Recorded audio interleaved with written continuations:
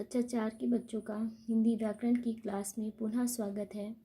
बच्चों, आज मैं आपको निबंध लेखन यानी कि ऐसे राइटिंग के बारे में बताऊंगी। बच्चों, आपको एक या दो विषय पे अपना निबंध तैयार करना है और निबंध लेखन के बारे में आपको जानकारी दे रही हूँ। देखिए बच्चों, निबंध का अर्थ है बंधी हुई रचना। इसमें हर वाक्य एक दूसरे से जुड़ा होता है। सबसे पहले इसका अर्थ समझ लीजिए। इसका अर्थ क्या होता है? बंधी हुई रचना। इसमें हर वाक्य एक दूसरे से क्या होता है? जुड़ा होता है। निबंध के द्वारा हम अपने भावों और विचारों को सशक्त ढंग से व्यक्त कर सकते हैं। निबंध का आकार अनुच्छेद से बड़ा होता है। आपने अनुच्छेद पढ़ा था, उससे क्या है? इससे बड़ा होता है। निबंध अलग अलग अनुच्छेदों में लिखा जाता है। किसी भी निबंध को मुख्य रूप से 3 भागों में बांटा जा सकता है। जैसे कि क्या है? पहला, आरंभ को क्या बोलते हैं? प्रस्तावना बोलते हैं। किसी निबंध का सामान्य परिचय देना होता है। दूसरा क्या है? ख, मध्य भाग यानी कि विषय वस्तु। निबंध की विषय वस्तु बतानी पड़ती है आपको। उपसंहार, निबंध की विषय वस्तु का समापन। निबंध लिखते समय हमें निम्नलिखित बातों पर ध्यान देना चाहिए। बच्चों देखिए, अभी तक आपको अनुच्छेद लिखना और जो भी कहानी लिखना ये सब बताया गया है, तो उनमें आपको कुछ नियम भी बताए गए हैं। उसके आधार पे आपको वो चीज़ें करनी है। तो देखिए बच्चों, सबसे पहले हमारा क्या है? रूपरेखा के अनुसार अपनी बात का अनुच्छेदों में लेखन करना चाहिए। निबंध की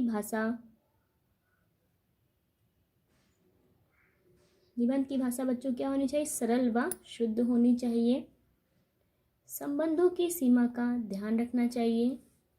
सूक्ति, कविता या महापुरुषों के कथन के उल्लेख से निबंध को प्रभावशाली बनाया जा सकता है। वाक्यों को दोहराना चाहिए। ठीक है।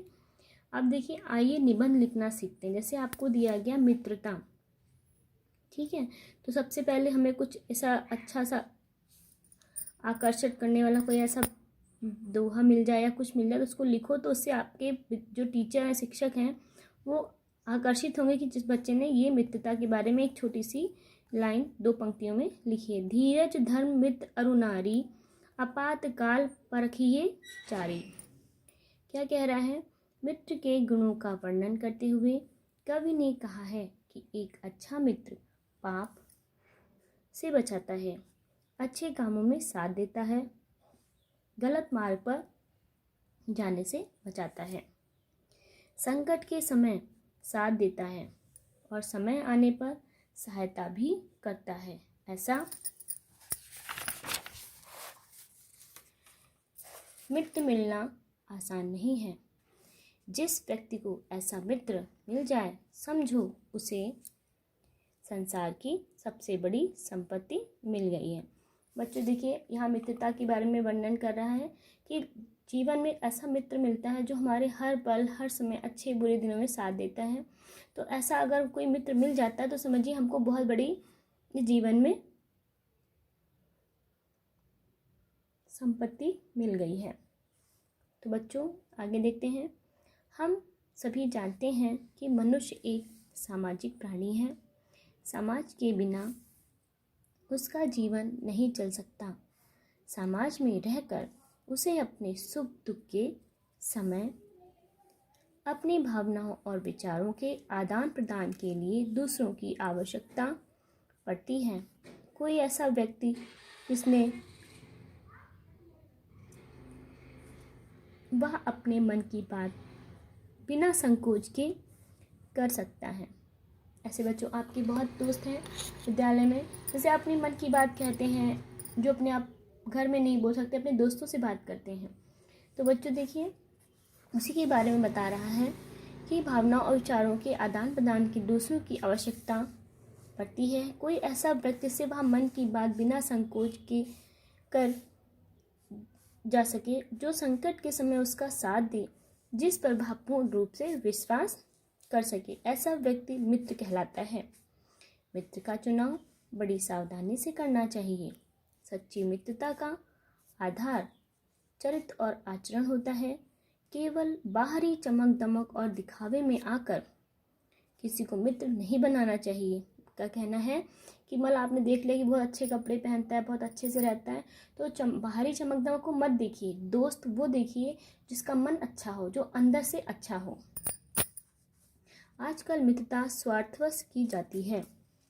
जब तक व्यक्ति के पास धन दौलत होती है तब तक लोग उसके साथ मित्रता रखते हैं, मतलब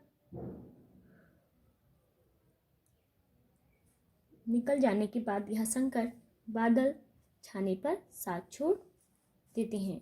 कोई विरला ही सदा साथ निभाता है। किसी कवि ने सच ही कहा है, मित्रता बड़ा अनमोल रतन, कब इसे तोल सका है धन।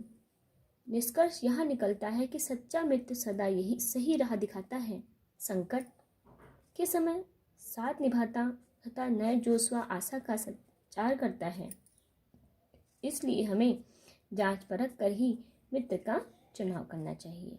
देखिए बच्चों, कितनी अच्छी आपका ये निबंध था, इससे पढ़ के बहुत अच्छी सीख मिली। अब आते देखते हैं मेरा पड़ोसी। हर सुख दुख में जो साथ निभाए सच्चा पड़ोसी वह कहलाए। एक अच्छे पड़ोसी का हमारे जीवन में बहुत महत्व है। यदि पड़ोसी अच्छा है तो समझिए कि जीवन सरल हो गया, परंतु यदि पड़ोसी दुष्ट है तो जीवन का आनंद समाप्त हो जाता है। आवश्यकता पड़ने पर पड़ोसी जितना काम आ सकता है उतना शायद मित्र व संबंधी भी नहीं आ सकते। यदि पड़ोसी अच्छा है तो हमारे जीवन को भी अच्छा बना सकता है। बच्चों देखिए, इसमें दो चीज़ें बताई निबंध में। एक, मित्रता अगर अच्छी है तो हम अपना सुख दुख अपने मित्र के साथ बांट सकते हैं। अगर पड़ोसी भी अच्छा है तो उससे भी हम अपना सुख दुख बांट सकते हैं। यदि पड़ोसी अच्छा है तो हमारे जीवन को भी अच्छा बना देता है। अच्छा पड़ोसी उस सज्जन के समान है जो हमें संस्कार देता है, हमारे जीवन को आदर्श जीवन बनाने में सहायक होता है। श्री नरेंद्र नाथ मेरे पड़ोसी हैं। उनमें वे सभी विशेषताएं हैं जो एक अच्छे पड़ोसी में होनी चाहिए। वे शिक्षित, परिश्रमी व दयालु हैं। सुख दुख में सदैव सबकी सहायता करने के लिए तैयार रहते हैं। वे उन पड़ोसियों की तरह नहीं हैं जो दूसरों को विपत्ति में देखकर आनंद लेते हैं तथा मदद नहीं करते। वे बहुत मिलनसार और विनम्र व्यक्ति हैं। वे अपने इन्हीं गुणों के कारण आस पड़ोस में बहुत लोकप्रिय हैं। वे सबकी मदद सच्चे हृदय से करते हैं। वास्तव में उनके जैसा महान परिश्रमी, दयालु और विनम्र पड़ोसी पाकर मैं अपने आप को धन्य समझता हूँ।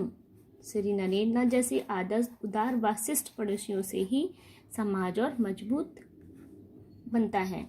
ऐसे व्यक्ति समाज में रीढ़ की हड्डी के समान होते हैं। ऐसे पड़ोसी से प्रेरणा प्राप्त करनी चाहिए और स्वयं भी आदर्श पड़ोसी बनने का प्रयास करना चाहिए। तो बच्चों, ये आपको निबंध लिखने का तरीका बताया गया है। अब इसमें देख लीजिए, आपके कुछ ऐसे दिए हैं विषयों पर निबंध लिखना है। जैसे निम्नलिखित विषयों पर निबंध लिखिए। मेरा विद्यालय पे लिख सकते हैं, वर्षा ऋतु है, मेरी माँ है, हमारा प्यारा भारतवर्ष है। ठीक है, तो आप इन विषयों पे अपना क्या कर सकते हैं, निबंध लिख सकते हैं। तो आपको ये सब आना चाहिए, आपको समझाया गया है। जो कुछ नहीं समझ में आए तो आपके पास नंबर है, आप कॉल कर सकते पूछ सकते हैं।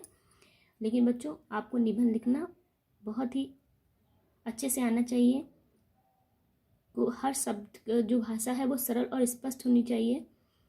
तो बच्चों, आपका ये पाठ यहीं पे समाप्त होता है। हम फिर मिलेंगे नेक्स्ट वीडियो में। धन्यवाद।